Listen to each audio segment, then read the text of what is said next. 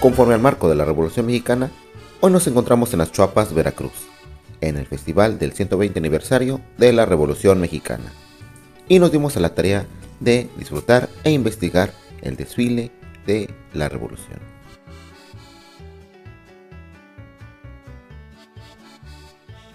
Las causas de la Revolución fueron de carácter social, político y económico, entre las que se encuentran la nula libertad de expresión, la desigualdad social, la sobreexplotación laboral y muchas otras que condujeron el hartazgo del pueblo mexicano, lo que culminó con la serie de levantamientos armados y con el derrocamiento del régimen porfirista. La desigualdad social y la concentración de la riqueza.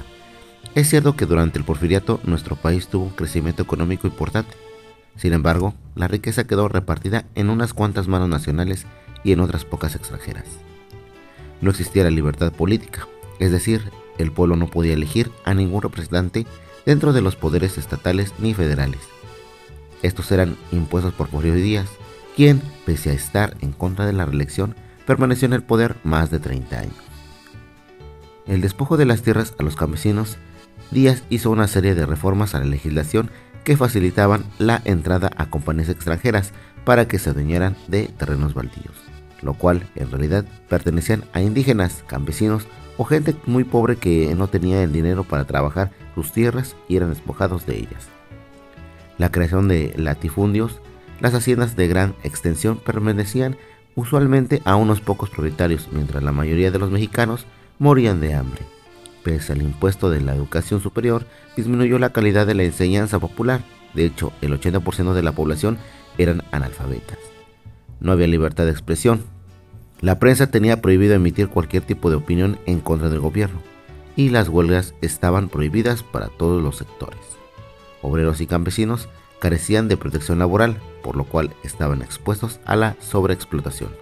La mayoría de los trabajadores incluso debían cumplir con jornadas de más de 12 horas de sueldo miserable a 75 centavos. Represión y uso de la fuerza. Las condiciones laborales eran pésimas. Sin embargo, cuando los trabajadores y campesinos estaban de manifestar su inconformidad, fueron reprimidos brutalmente. Un ejemplo, el asesinato de obreros durante la huelga de Cananea, 1906, y Río Blanco, 1907.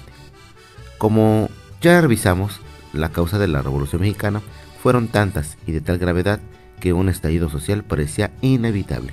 Pero como se desarrolló este episodio, para responder a dicha pregunta, a continuación te presentamos un breve resumen histórico.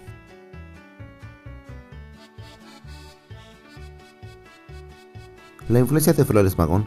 Un aspecto muy importante, muchas veces ignorado, es que la Revolución Mexicana tuvo como precursor a un intelectual y político oaxaqueño de gran importancia, Ricardo Flores Magón.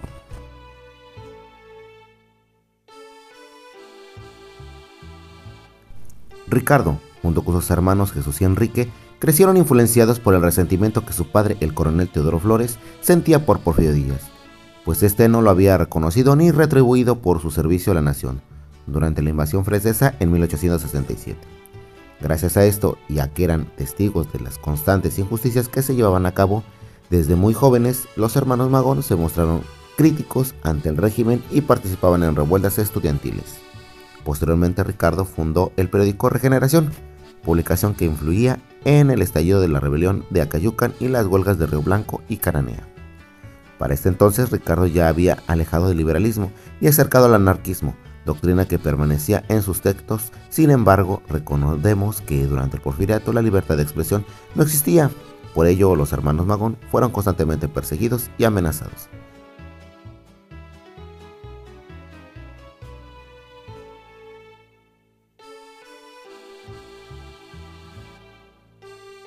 Francisco I. Madero, por otro de los grandes personajes de este movimiento armado, se había dedicado a recorrer el país para fundar clubes con ideales antirreeleccionistas y de cambiar al país por medio de la democracia. Era innegable, se había convertido en una amenaza para el régimen. Debido a esto, fue aprehendido en Monterrey y después trasladado a San Luis Potosí. Mientras tanto, Porfirio Díaz resultaba nuevamente y de manera ilegítima electo como presidente de México. Después Madero fue liberado, a lo que había cambiado sustituiría la democracia por la lucha armada. Con esto en mente, Madero huyó hacia San Antonio, Texas. Desde ahí publicó el Plan de San Luis, donde se incitaba al levantamiento armado contra el régimen porfirista. La fecha de la convocatoria era para el 20 de noviembre de 1910. Cuando el ansiado día llegó, la sublevación fue enorme. A partir de ese momento, se considera que inició la Revolución Mexicana.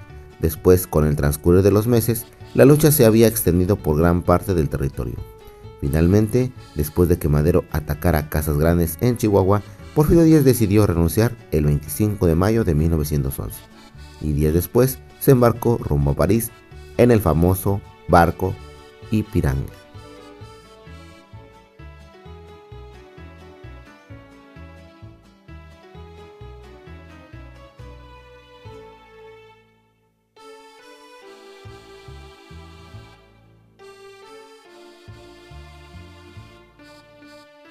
Posteriormente, el 7 de junio del mismo año, Francisco I. Madero llegó triunfante a la Ciudad de México, resultó electo como presidente y asumió el cargo el 6 de noviembre de 1911, iniciando así la promesa de un nuevo capítulo en la historia del país.